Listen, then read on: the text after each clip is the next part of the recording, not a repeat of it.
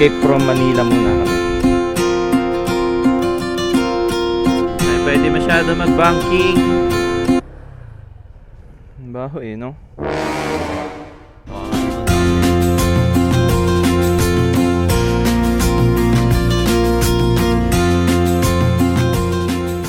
Magandang umaga mga brother.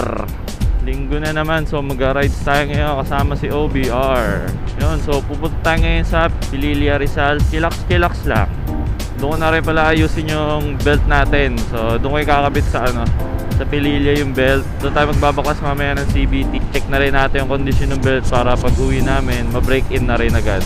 Doon ko raw baklasin, sabi ni OBR. Yun, so kakapagas lang natin ng 200 OBR. Busy. So biyahe na ulit. Let's go. Ayun, so biyahe na ulit tayo. Nagpagas lang kami. Sarap ng rides. Katapos ng ating grind. So ito, rides naman tayo.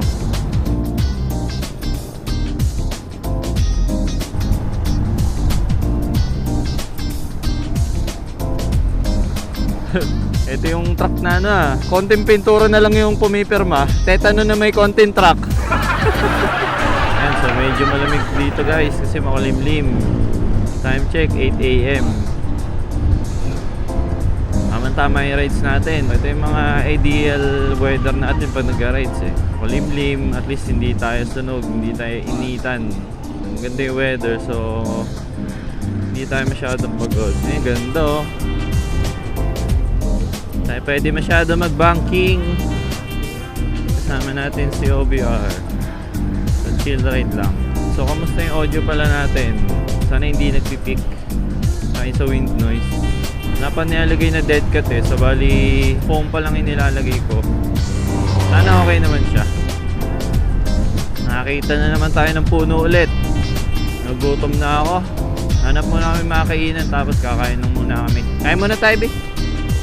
Hindi ka pa nagugutom? Kakain muna kami.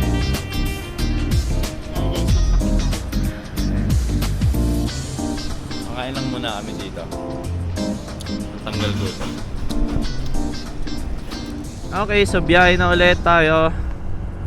At yun, makulimlim pa rin. So mukhang di talaga mukhang uulan talaga. Meron dito kaming kinakainan eh. Masarap din eh. Yung tabi ata ng Rumbles. Sarap yung mga pagtinda nilang pagkain. Budget friendly lang din yung tinda nila. Yan, dito pala kami kumakain. Wishlist Food Park, tabi ng Rumbles. Ayan. Yan kami kumakain ni OBR minsan kapag nag-rides kami dito. Almusal lang, biyahe kami umaga. Tapos uwian lang din. Quick rides lang. Yan, so ito na, ang ganda. Sarap humiga oh.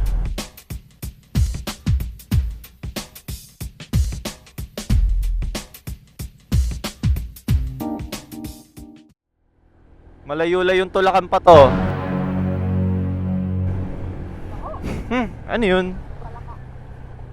Hindi, may tiyano sila eh, parang sako. Tinitignan sila parang sako eh, mabaho.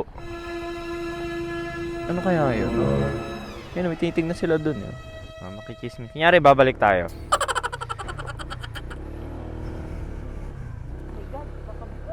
Kaya nakabahan. Nakakita na ako ng patay eh. Makikichismax tayo dito guys. Dahil ang baho niya. Ano kaya yan? May patay na daga.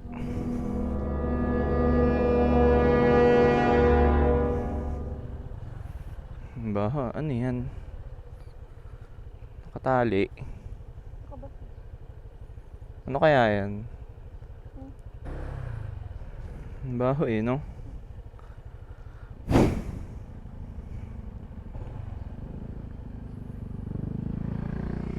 Ang ganda mapasilip para malaman natin kung ano iniwan na dito eh, no? Ano kaya laman no? Curious tuloy tayo. Nakaka-curious tuloy. Ano kaya laman? Ano baho eh, no? Ano kaya laman niya, no? Makaaso.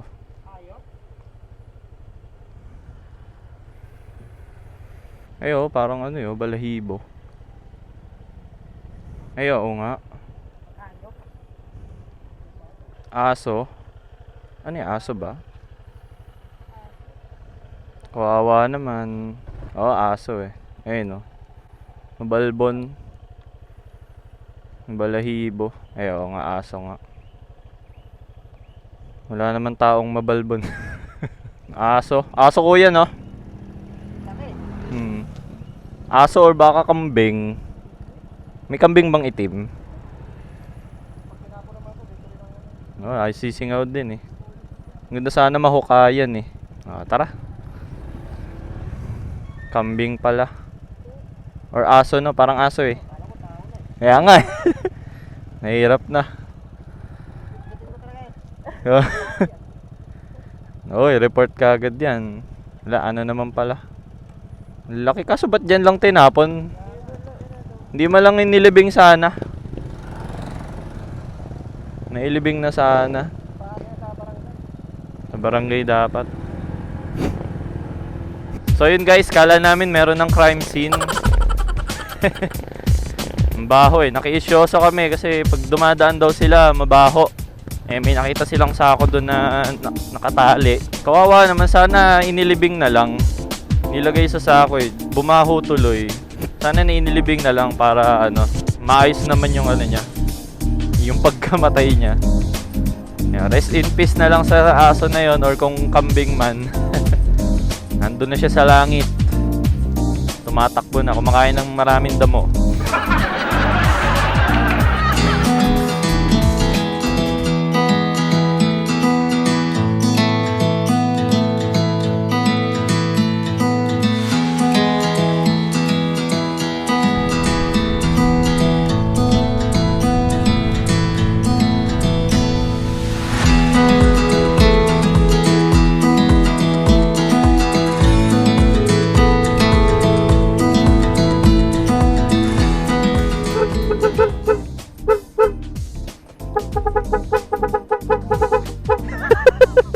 Pwede naman pala manual. So guys, nandito na kami sa aming tahanan. Yan, so ito si Click. You know, riders. Yan, so we're here na. Nakarating na kami dito sa lugar. So mamaya baklasin natin si Click, palitan natin ang bell. So ito si Papa. Luluto siya ng, kung naman ang lulutuin niya. May butane na. Yan, so ito naman si Mama. Ang aking anak nasa sulok. Nanay, ito may laruan ka dito, oh.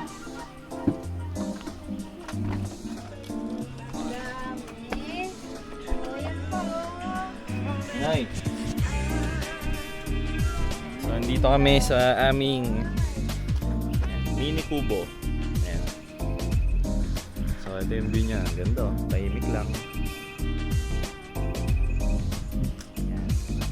Ano yung gamit natin si Click? Hanggang ngayon, solid pa rin yan. So mamaya babaklasin natin to. Babaklasin natin, then palit tayo belt.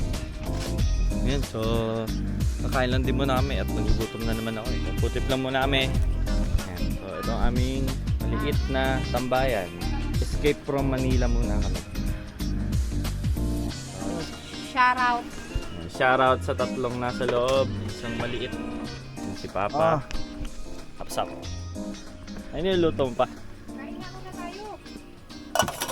Yan, so pahinga muna ako. Tsaka bis muna. Charge din muna. Maya ulit. Sarap talaga mag-rides kapag ganito yung view. Puro puno.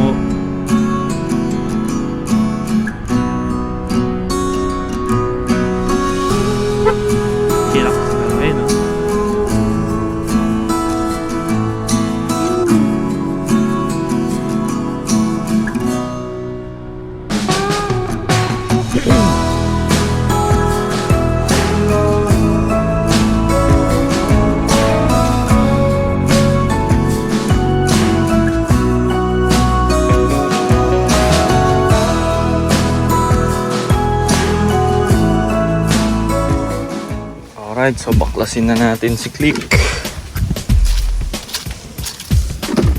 So dito tayo magbabaklas. So yun, kompleto naman sa tools. Yan, so so meron tayong impact. Ayan, so hindi naman na mainit yung makina.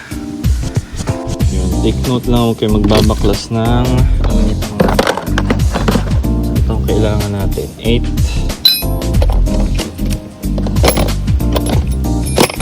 Ayan, so babaklasin ko muna. Alright, so nabaklas na natin. Ayan, so ito yung belt. Ito pa lang gamit natin, impact wrench Makita, tsaka ito 22mm. Ayan, swak yung dito sa nut ng pulley. So ito naman baklasin natin. Yun, so nabaklas na natin yung pulley. So tignan natin yung belt, itsura niya. So yun, ito na yung mga crack siya. Ayan guys, ang lalaki na ng crack niya.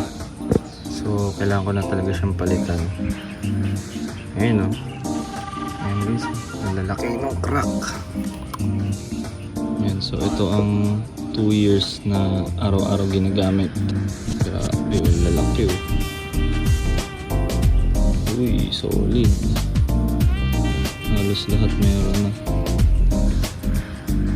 Grabe, laki nito. So ito pala yung nabili natin na bago. Ito. Sariwa. Fresh. Nabili ko to sa Honda, halagang 850 pesos. 150 ko siya nabili. Goods pa naman yung aking yay, kumalat. So kakabit ko lang ulit aking belt. Na natin. Right, so nakabit na natin. Hindi ko na napakita. Right, so try natin. Alright. Ayun guys, so hindi na maingay yung ano niya, panggilid. Gumaandar. Hindi kaya nung luma niya, diba guys, sa inyo. Parang may makayas. So may tahimik na siya. 4 years, mat pa rin. Click lang sa kalam. Medyo 1,500 na ang Odo. 4 years. Alright, so testing natin yung belt ngayon na kinabit natin. So far parang nag-iba yung tunog niya. So wala na yung parang tunog ng belt slap. Usually alam ko yung tunog na yun kapag alam kong malambot o malamya na yung belt eh. Pag pinipiga mo ng ginaganon, may naririnig kang ibang tunog eh. Parang may umahampas sa panggilid. I-breakin ko lang itong bagong kabit na belt natin dito. So paikot-ikot lang ako. Bibigay ko sana to sa aso eh. May dala akong pagkain eh. Kaya lang, kasi umulan. Nagtago sila. Sayang naman siguro. What is up guys? So eto, pauwi na kami. Galing dito sa aming bunker. Ito ang aming getaway sa Manila. So pauwi na kami. Tapos na ang aming relaxation. Back to work na ulit. Grind na ulit. At umuulan na kasi, mahirap na, may bagyo eh. Bawal muna tayo magtagal sa mga gubat. Baka may landslide. Mahirap na. Nakamotor lang tayo. Madulas ang kalsada, kaya mahirap magmotor pag maulan eh. So mukhang ulan na. So magkakapote na muna tayo. So yun lang, dito ko na tatapusin yung vlog. Naipakita ko na paano magpalit ng belt after 2 years. Saka yung testing ng audio ng ating mic. So yun lang, ride safe everyone. Ingat mga brother. Woo! Yes! Pwede na!